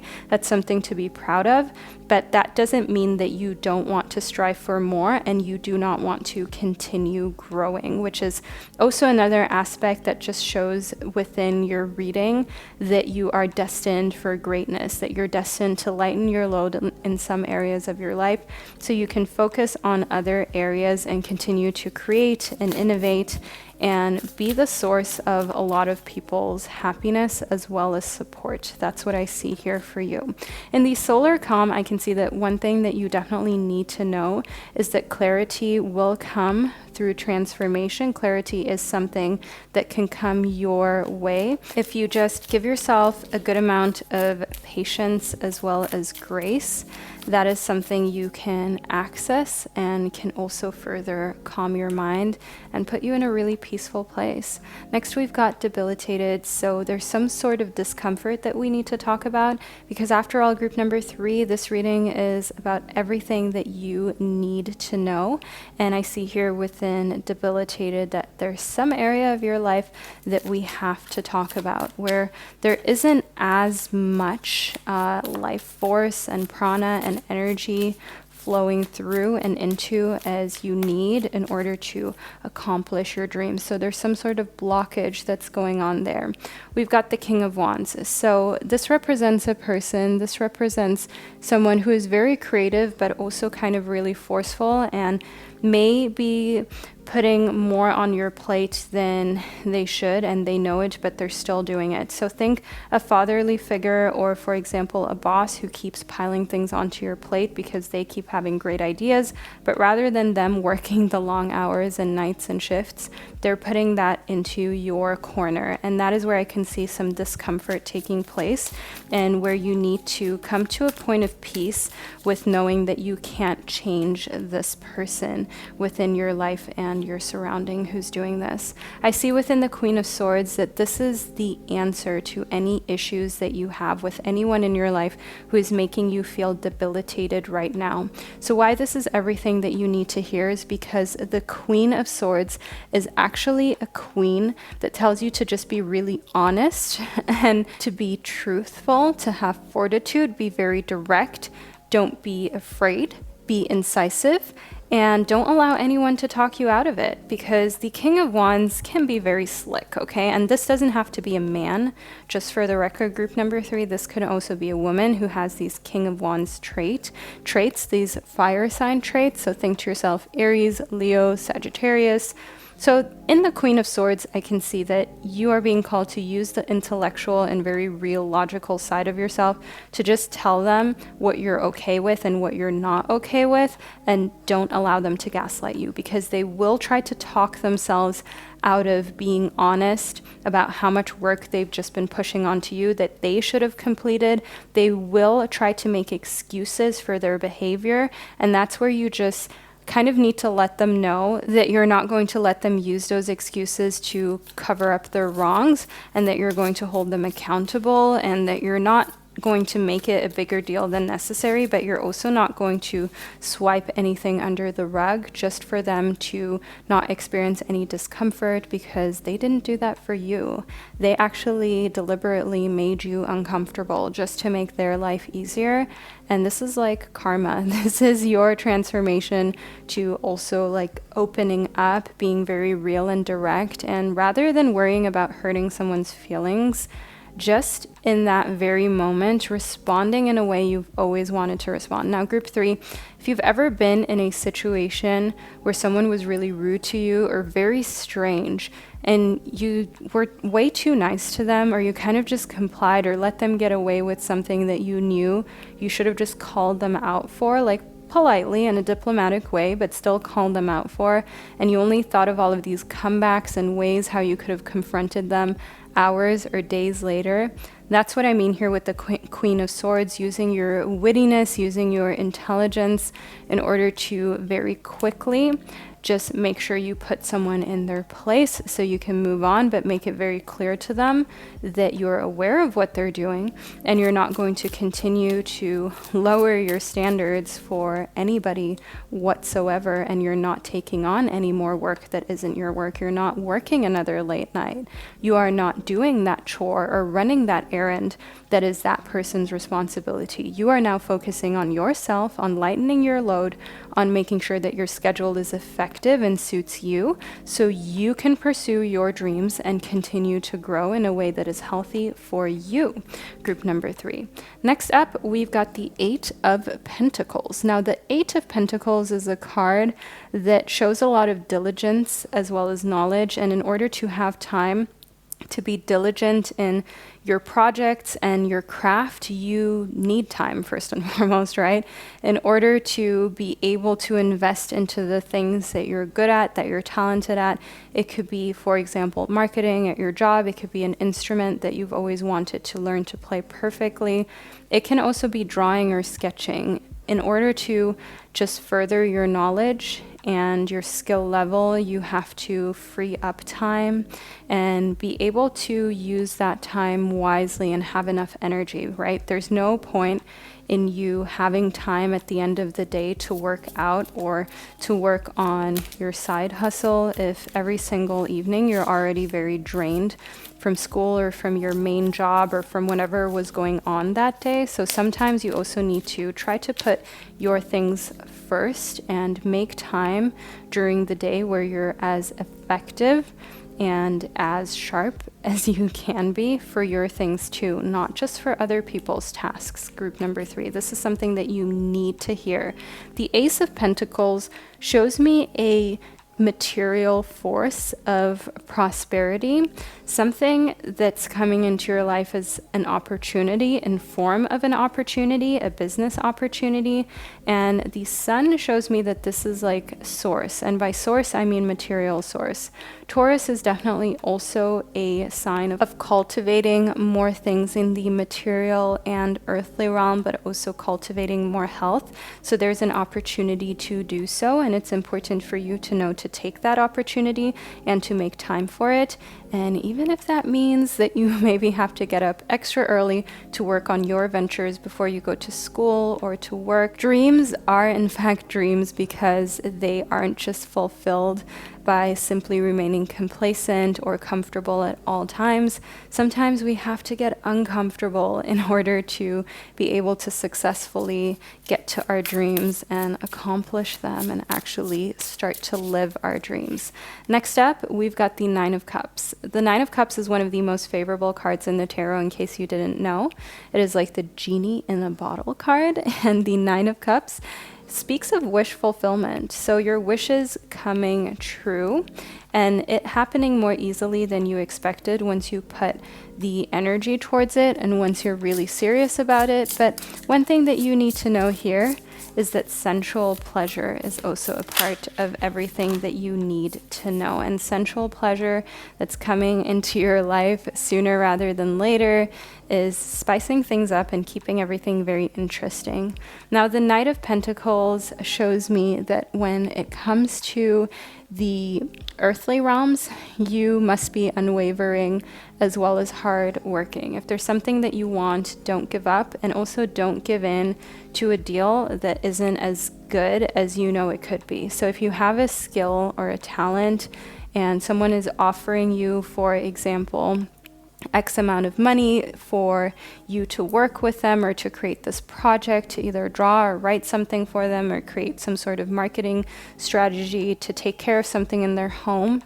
If you feel like you're being undervalued, it's important to address it right then, as we spoke about in the Queen of Swords, rather than take something on and do so begrudgingly and continue to spend hours of your life feeling underpaid and undervalued, because your mind, your body does keep score of these things, and that would just basically show that you too lack a little bit of love and respect for yourself because you're okay with taking on this wage or this pay that is way lower than it really should be. At least try to negotiate. Of course, not everyone is privileged enough to be able to turn down a job or turn down an opportunity professionally. But I definitely think often because people expect us to not have a choice, they kind of undervalue services and offer less than they know they really should. Next up, we've got the Queen of Cups. Let's talk about her. The Queen of Cups represents someone who is very loving and, in a sense, also psychic. They're very tender-hearted, and they're someone who is sensitive and introspective. And I see here within the Ace of Pentacles and the Nine of Cups and the Sun that this is someone in your life whom you can lean on, and this is someone who has an important role to play in supporting you when you're standing up against the King of Wands that we spoke about earlier. This is a lover.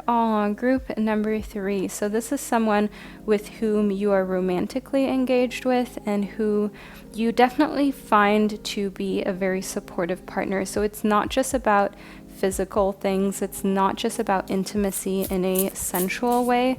This is real emotional depth and intimacy that you have with this person. And I can see that they support you no matter what. And everything that you need to know here is that this is a relationship that is turning a new leaf. This is someone who you're meeting through an earthly opportunity, such as a job opportunity. And if you're already in a relationship, then I want you to know that you switching jobs because something isn't working in your current job because of this King of Wands person who is actually really a bully, let's be real. They are fully supportive and they will be there for you and work with you through any trauma that you've experienced. I see here within the 8 of Swords for you, group 3, that we have some restrictions, some powerlessness, and you're definitely feeling kind of confused. That's what I see here in the 8 of Swords. And everything that you need to know about that is that when you're feeling confused and constricted, it's often because someone has pulled the rug from under you in a way that you're not familiar with and in a way that you don't really have any safety nets built up in order to keep yourself in a healthy space where it doesn't affect you. And life just has so many new experiences. So obviously sometimes people will do things that shock us, but a great way for you to not feel so powerless is to remind yourself that often the shock or the psychological anguish is just that. It's psychological. Feeling powerless is often just in your head. It's not actually a physical thing to feel powerless. Most of us are physically able to do a lot. So the powerlessness can be in our heads. And whether that's pushing through a boundary physically, if you're trying to push your body to the next level, or pushing a boundary mentally where someone told you that you cannot do something, or you're not worth a certain amount, so to say, you can get through that and remind yourself also that psychological boundaries, they can't hurt you. Sometimes you simply need to laugh at them and remind yourself that if there's nothing physically in your way, you can get over it and there's no reason why you can't overcome it.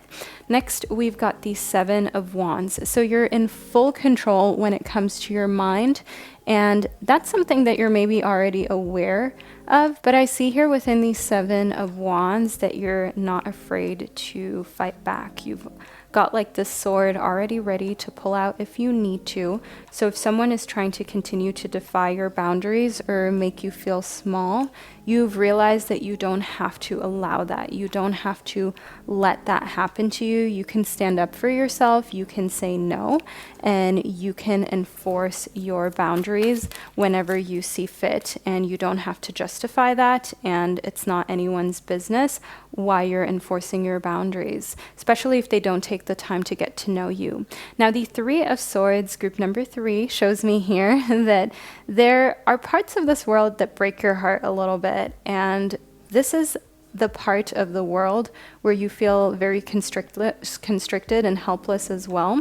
So you may have very strong opinions about poverty, about animal welfare, human welfare and rights, children's rights, things like that. And a lot of your frustration and heartache that I see here in the Three of Swords is actually not from a place of romantic love type of heartache. Okay, I see that there you get over it relatively quickly if there's a difficult situation, but it's more a systemic kind of pain that you're feeling. It's more how the world is built up and worrying for our future generations and worrying for certain people who are in less privileged positions and wishing that you can help a lot more individuals than you have access to right now. So it definitely shows a very philanthropic nature coming from you, and the fact that you are so caring and empathetic and that you care about so many more causes than just causes that directly affect you, group number 3.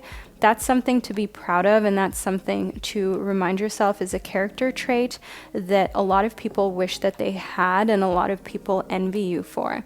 I see here within the 10 of Swords that it's also important for you to remind yourself to not succumb to victim mentality, because sometimes we can get so encompassed in trying to help or trying to do things better in this world that we start to think that it'll never change, especially when there's setbacks, right? For example, one thing that I personally find very important is, for example, animal welfare, or making sure that our future generations will live in a world where everyone can express who they are, whether that be their heritage, whether that be their sensual orientation. I mean, you get the gist, group number 3. And sometimes when there are setbacks, we can fall into this victim mode of feeling like things will never change and nothing ever makes a change. But setbacks are normal, and change definitely is not always exponential. It's not always straightforward from A to B. Change goes through lots of different divine detours, and it's important for you to not get discouraged whenever a cause that you're fighting for experiences some sort of pushback or some sort of change that is setting the entire thing back a couple steps. Remind yourself of everything that moved this cause forward and how you can change the attention that it's getting maybe negatively into a superpower. So for example, and how you can maybe change any setbacks into learning lessons of how to do better moving forward. Next up, we've got the World card, which is actually one of the best cards in the tarot deck. A lot of people say it is the best card. I'm not going to take that away from you, group number 3. The World is all about accomplishment, being involved in something and experiencing a great deal of fulfillment from it. The World is also a card that corresponds to Saturn, to planet Saturn. That's what this tarot card corresponds to. And that is actually a symbol of structure as well as setting boundaries, which is what we spoke about. And setting boundaries around your heart is an important thing when you're a very sensitive and empathetic person. Opening your heart up to a certain degree is important, but when you know that you're making yourself vulnerable, you have to do so in environments that are a bit more controlled. That's what I see that you need to hear right now in order to ensure that you don't have your boundaries violated and then people kind of turn around and say, well, you made it so easy, or you opened up the floodgates. You know what I'm saying, group number 3? Next up, we've got the 10 of Cups. So being very mature as well as a little logical and calculated when it comes to whom you open up to is going to bring you a lot of fulfillment and peace, because you know that the people who you do have around you are trustworthy and you can be real with them, and everyone else can kind of like do their own thing, but it doesn't affect you negatively, at least. So protecting yourself emotionally is what I see here as something that you have to hear. The Knight of Swords is an individual who is very direct and they're knowledgeable. They're a smart, witty, quick person. And the Knight of Swords is someone who has strong air sign type of energy. And I do also see within the Knight of Swords that besides having Libra, Aquarius, or Gemini qualities, they are also the type of person who is pretty mutable, right? They are flexible and adaptable. They are very resourceful. That's what we've got here in the Knight of Swords, which shows us that they're most likely a Gemini type of person. So I do see here with the Gemini and the Ten of Cups that you can find really great partnerships and relationships with Gemini people moving forward. And the Death card shows me a transformation. The Death card actually, despite a lot of people's negative connotation to this card, it is not a negative card, group number 3. It is actually a card that shows a rebirth and a fresh beginning. It is very rare and seldom that this card foreshadows any type of physical death, especially with the World card within your reading as well as the Ten of Cups. This actually shows a great deal of fulfillment on your end. So not a death type of thing at all, but a rebirth and a transformation. So everything that you needed to hear within your reading led up to the Death card, which is leading up to your transformation. And we're having this full circle moment because right at the start of your reading, we had the transformation card show up for you. So let's bring it full circle, group number 3. Let's come back to the start and tie everything together and show how the Death card is actually bringing us full circle and bringing us a really positive, helpful message for you. So ensuring that you lighten your load and you focus on having time for your skills and your interests is what will help you in your transformation, which we spoke about so many different aspects of it in order to fulfill those dreams of yours, group number 3. And you've got everything going for you, right? We have the Nine of Cups, which is the wish card. You have a very supportive partner, either a romantic one or a platonic one. Ultimately, in the Ten of Cups and the World card, we have fulfillment. We've got happiness, peace, joy, and your family being strongly bonded and holding not only you together, but also holding each other together. So despite any challenges that you have ahead of you during your own personal transformation and growth, group number 3, amazing things are coming towards you. You've got a lot of greatness that's been confirmed within your reading as everything that you need to know. So get ready for some amazing changes, amazing transformation on your end, group number 3, because there's so much to be proud of and so much to get excited for that's coming towards you. So group number 3, this is a reading that I received for you. I hope you enjoyed it and that you found it insightful. Let me know below in the comment section. Furthermore, if you are interested in the Aqua Aura crystal, don't forget to check out bowlife.com. All of my crystal rings and journals and tarot decks can be found there as well. And I definitely want to ensure that you know that a lot of the styles that we have now, we're kind of phasing out as we're taking Bow Life into a completely new and innovative direction. So once a certain style or item is gone, it's gone, and it's most likely not going to be coming back at all, or at least not in that way. So all of my beautiful souls of group number 3, thank you so much for being here and for spending this divine time and space with me. Make sure that you take good care of yourself, and I'll catch you during one of my upcoming predictions. Hello, group number 4, and welcome to your personal reading about everything that you need to know right now. You chose the Tattoo Tarot in correspondence to the Citrine crystal in order to help guide you through everything that you need to know. So here's a close-up of the beautiful Citrine in case you are not familiar with this crystal and you were drawn towards it because of its beautiful appearance.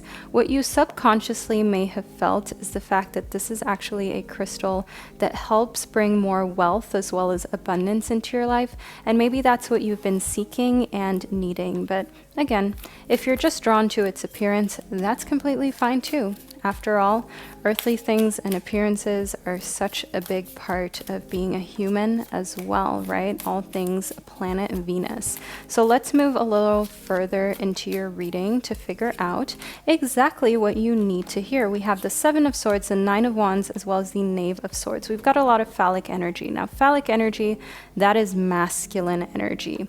As you can see here, we've got the swords and the wands, which are both masculine suits.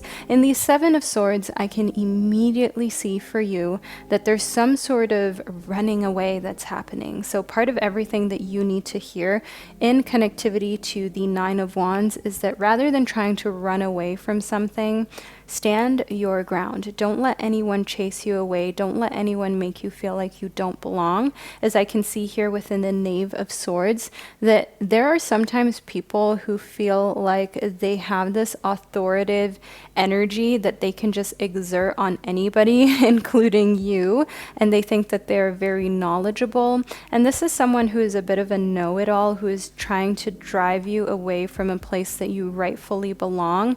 And the Nine of Wands here shows me that part of everything that you need to know is to stand your ground, to not be afraid, and to persevere, to defend yourself if necessary, whether that be legally, whether that be to physically defend yourself. Don't let anyone push you in a corner, group number 4, especially someone as cocky as the Knave of Swords who actually doesn't really know as much as they think that they do. Next up, we've got the King of Wands. So the King of Wands is someone who is mature. This is someone who others look up to. The King of Wands shows me that this is a very inspiring and charismatic type of person. So someone is watching this situation who is represented in the King of Wands, and they're seeing that the Knave of Swords is treating you disrespectfully and treating you in a way that they really should not be treating you.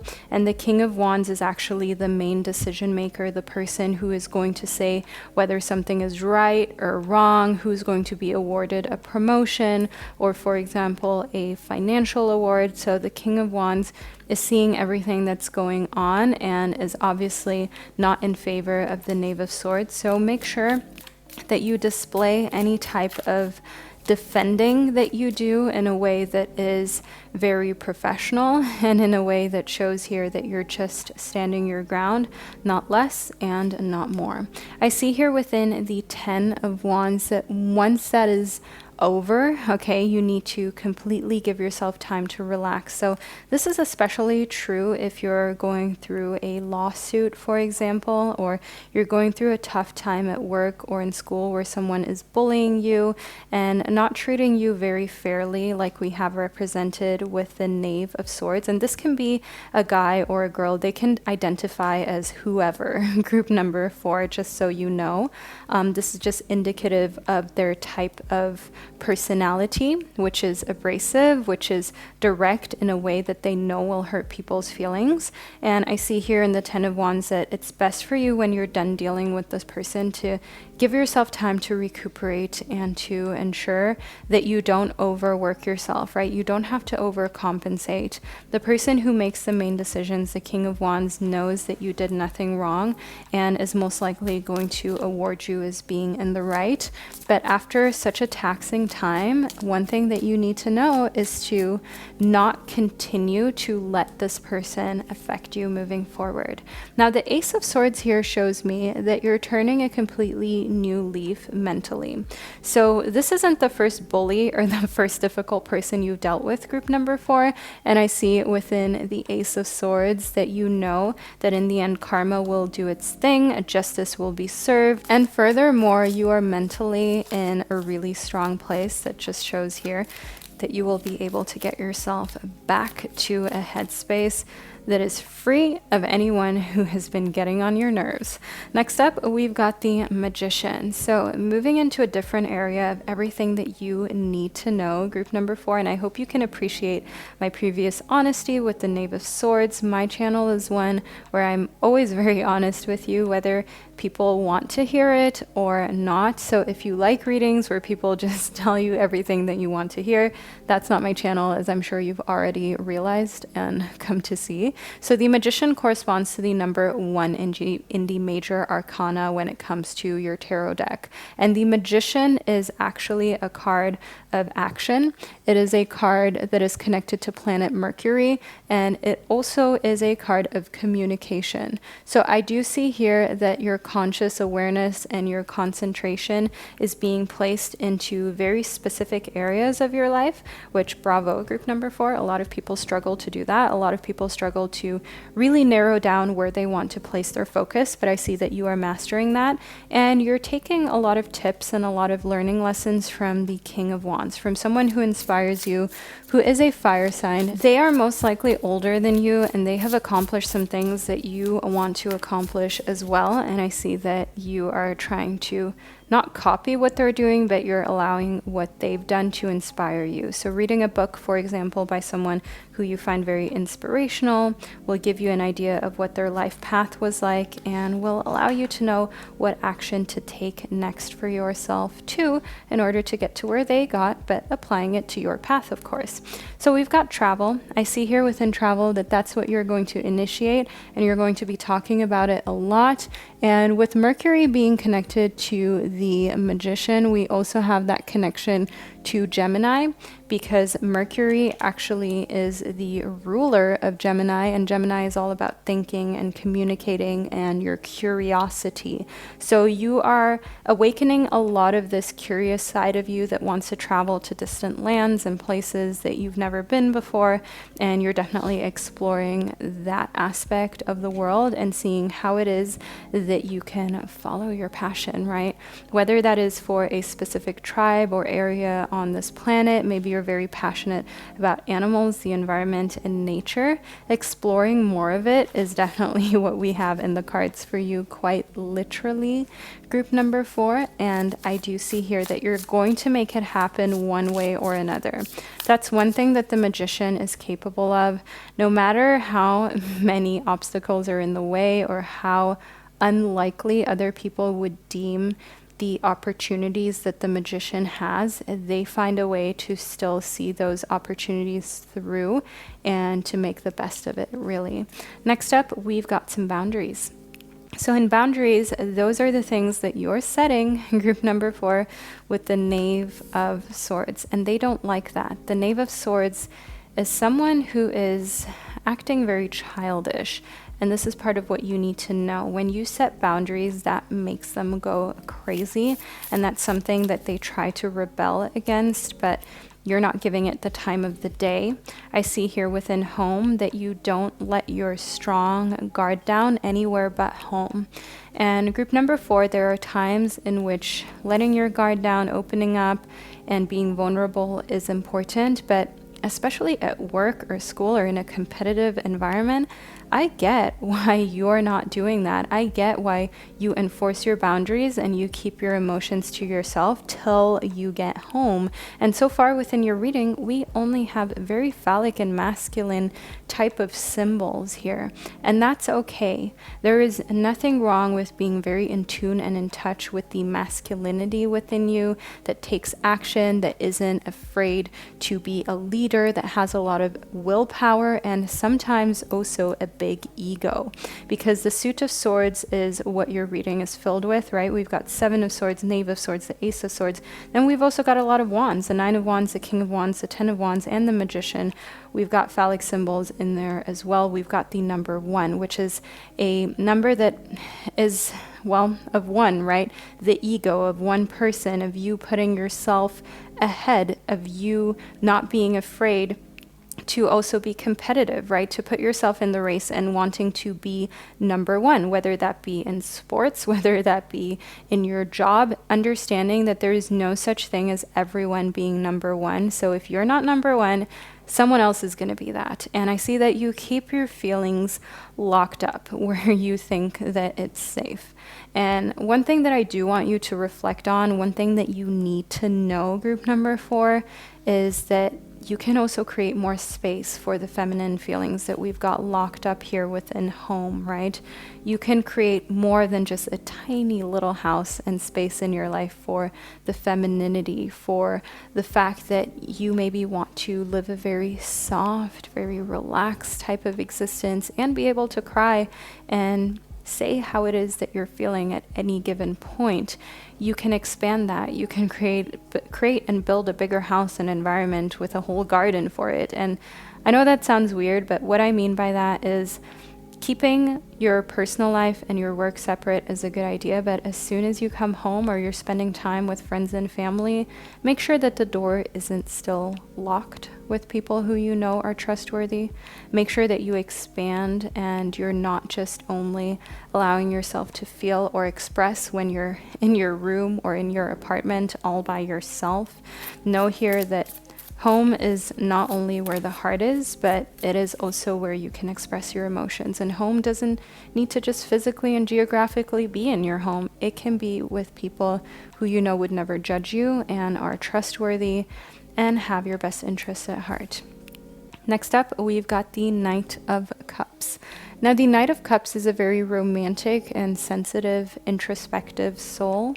I can see that that applies a lot to you. The Suit of Cups corresponds to the element of water, group number 4, and I see within the Six of Pentacles that aside from being introspective and romantic, the Six of Pentacles also shows me that you are very concerned with the not having balance within life.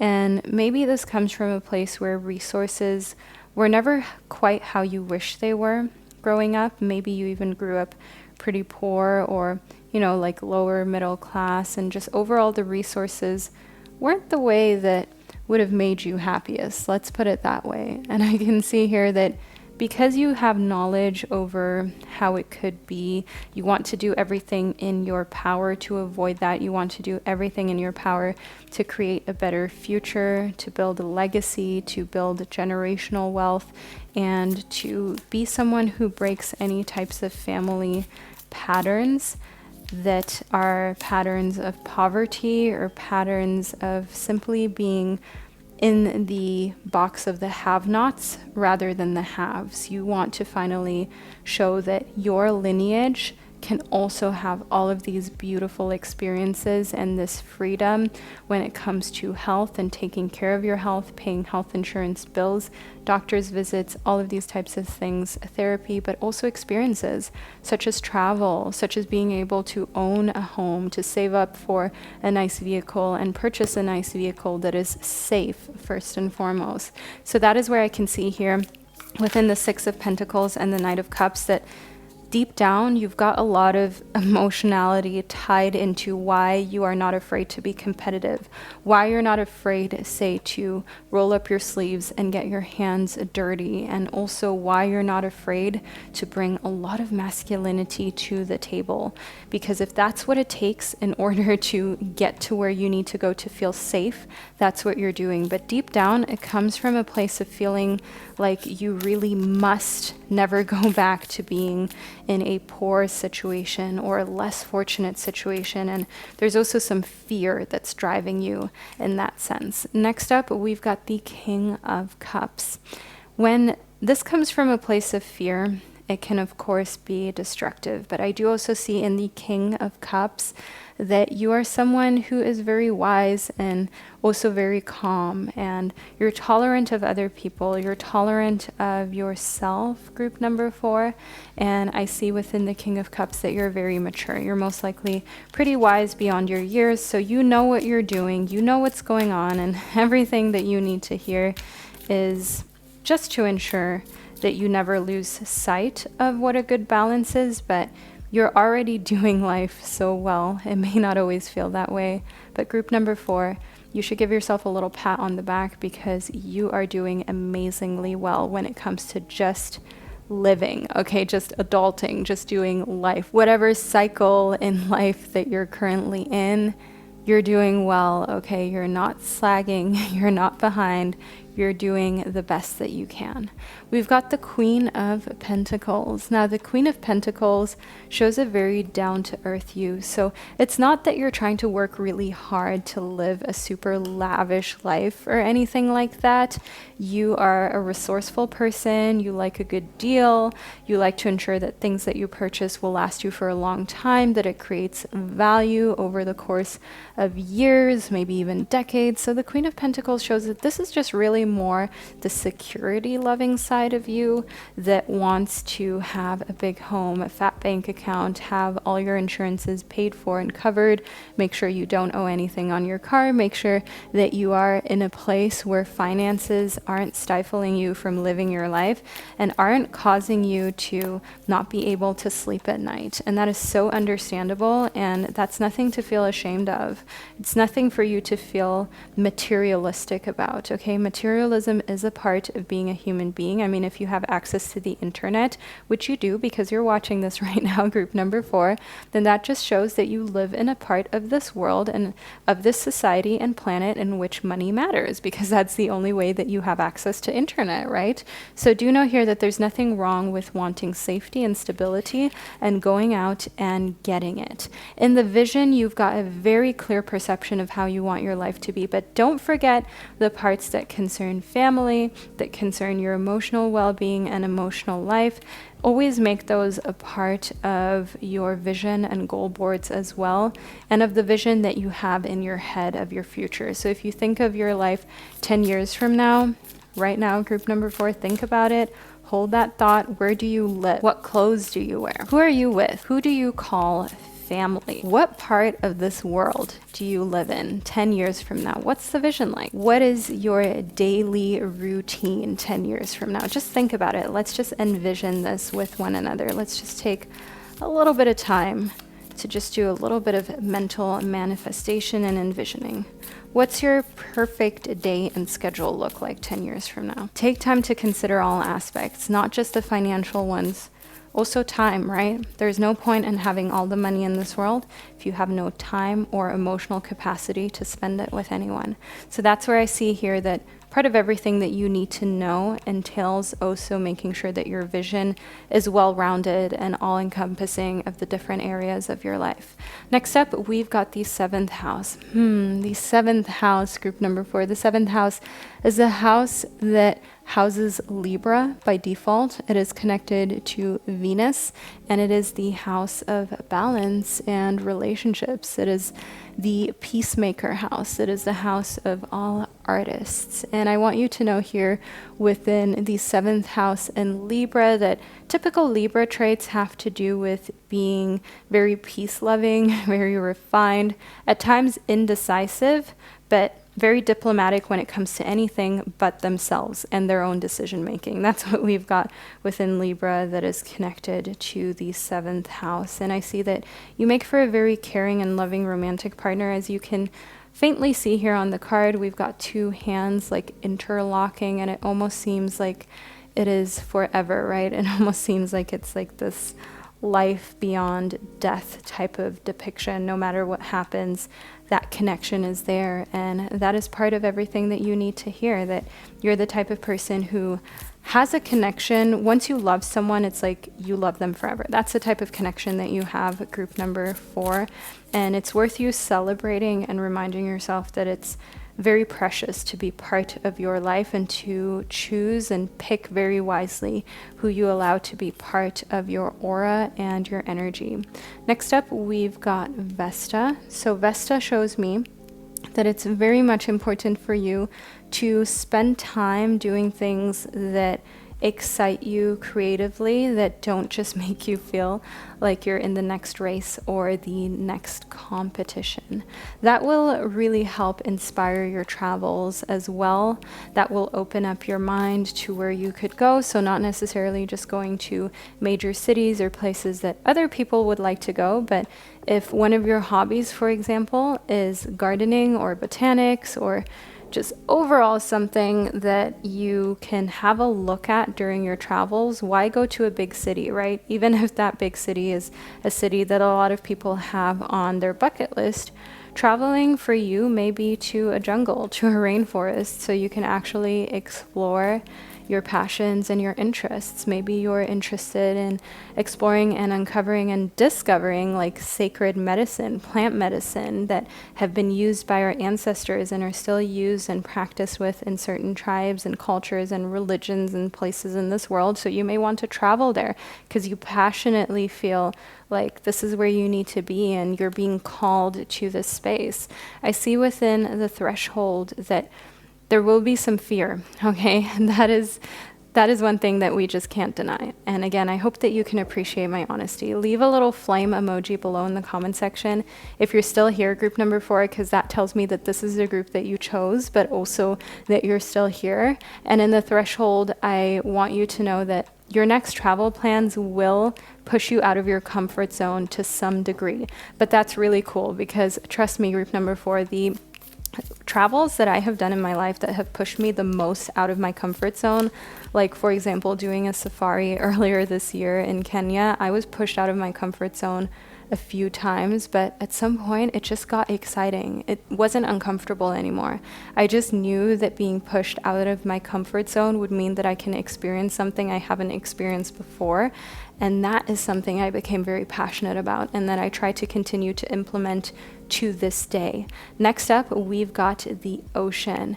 Now, group number 4, there is a lot that you have within. It's like you've got this ocean filled with emotion that surrounds you, and you are being called here in the 7th house to remind yourself that your place to really unpack and call home will be a romantic relationship in the long run. You are a relationship type of person. You are meant to be in a committed bond. You're not the type of person who's going to be single their whole life. You're going to spend the largest portion of your life in relationships, okay? Whether those are close romantic ones or also some platonic ones in there, it really depends on what your vision is and what you're making time for, because relationships do require a lot of time. So if you don't have time for many relationships, obviously not many relationships will be able to survive or thrive within your life. So you can kind of scale the amount of relationships that you have according to how much time you want to invest in it. But I see that that's where you keep all of your love. That's where you keep all your compassion. That's where you keep all of the feelings of loneliness, betrayal, when you open up and speak about it. But that's also where you keep a lot of your boldness, your enthusiasm, your confidence, and your feelings that show your sensitivity. And that's a great place for you to keep all of that rather than, letting it out at work or in a professional setting. I see here within Alethea that there is this kind of like duality as well. This is part of everything that you need to know, a duality with things being kind of mundane and exciting. But I see that right now you are in a time of your life where the balance between exciting and mundane is a little bit out of whack, because honestly your scale is tipping more towards exciting, and you should really enjoy this so that when you're in a cycle of life that is more mundane, that is more routine, where everything is laid out and you can't really change that routine. So think of people having a very exciting life when they don't have children, for example, but then as soon as they have kids and those kids are in school, they have to take vacations when it's a school holiday. They have to follow their kids' like daily schedule. They can't just do things spontaneously. That is just an example, group number 4, but you get what I'm trying to explain. So enjoy the fact that right now things are not mundane for you. There's no routine, because then when you do have routine again, rather than feeling like it's very boring, you will actually find that that routine recharges you, like you finally have time to actually know what's coming next, like you can plan ahead, and like overall life is just in a very relaxed kind of spot that you can appreciate at that point in time. Next up, we've got midheaven. So in midheaven, know here that really like the pinnacle of your life, the most important thing, despite you spending a lot of time working, is your romantic relationships. It is your home life. It is the relationships where you can unpack your emotions. That's where you feel really at home, and that's like your personal little piece of heaven on earth. And maybe you work like a job where you're having to be very conservative and keep all your feelings to yourself. So that would make a lot of sense. And I see here within the 12th house, we've got this introspective side of you. Now the 12th house is connected to Neptune. So while the 12th house's default planet is Neptune, the default sign is Pisces, and Pisces is a very mystical as well as poetic type of sign. Pisces, whose ruler is Neptune, is sympathetic, is sentimental, caring, responsive, and also in a way very spiritual. And that's what I can see here within your reading, group number 4, that while on the outside, the first thing people see is very phallic energy, there is so much more like softness, so much more vulnerability that you only keep for those who can really cherish it. And that's one thing that you should be proud of, that you have kind of mastered the art of ensuring that you value yourself and your emotions to the point that you don't just let anyone into your energetic space and into your aura. Next up, we've got Chiron. So within Chiron, we have this asteroid, right? This so-called wounded healer. And this is all about healing. This is all about also hurt and innovating from a place of healing or hurting, and not being afraid to also teach others what you've been through. So part of your life's mission, what I see here, is to teach others the lessons that you've been through.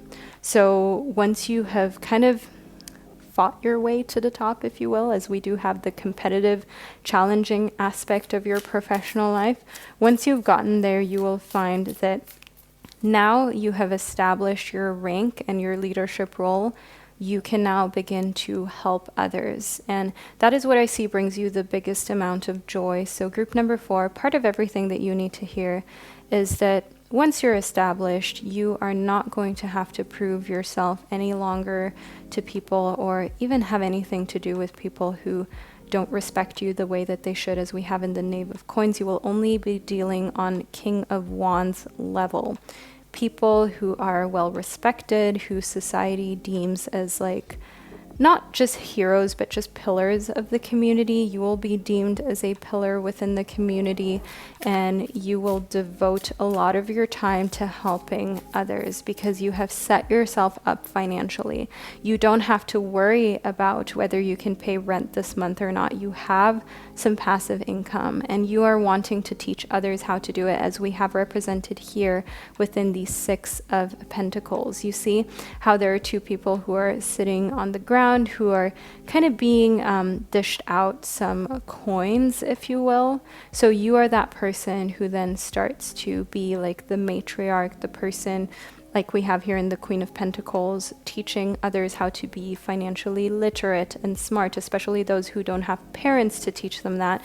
And you show them how you don't necessarily need to come from a really rich background. You don't necessarily need to have support by parents or mentors. You can also figure a lot of the way out by yourself until you get to a point where you create your own networks and connections of people with whom you can bounce ideas off of and with whom you can continue to grow.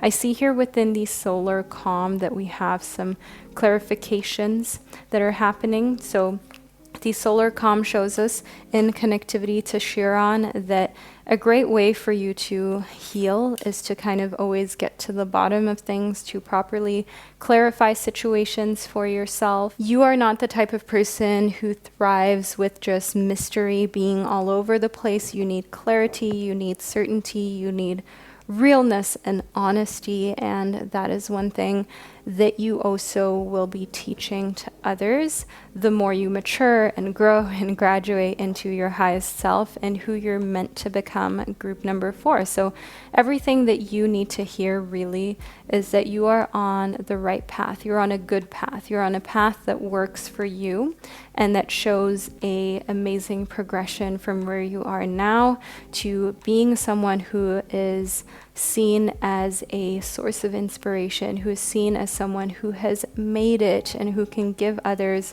a lot of advice and who has time at that point and who has created a type of balance in their life between time and also earning money and doing things in the material realm that just suits you and that works. So group number 4, it definitely became very clear as your reading went on and blossomed and grew why you felt drawn to the citrine crystal.